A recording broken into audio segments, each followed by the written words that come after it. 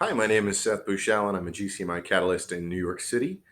Particularly, I work with second and third generation immigrants, native New Yorkers who tend to be sort of post religious, pluralistic crowd.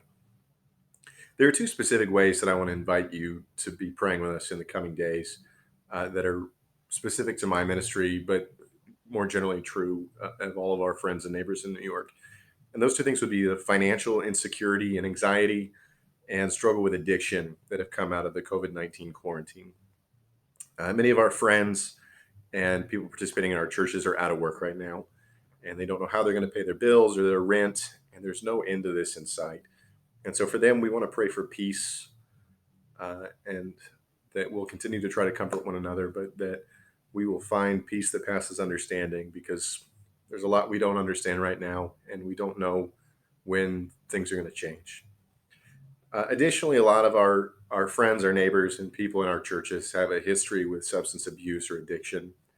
And as anybody that's dealt with that knows, isolation is not good for sobriety, and it tends to fuel a lot of temptation for those who have a struggle with addiction and substance abuse.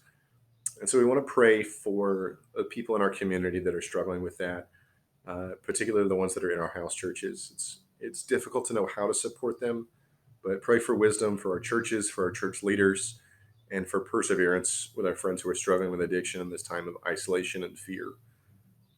So thank you for continuing to support us in prayer.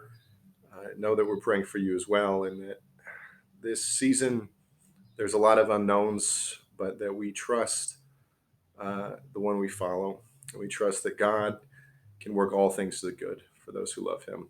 So thank you for your ongoing support in prayer and in all the other ways that you continue to support our ministry. Thank you.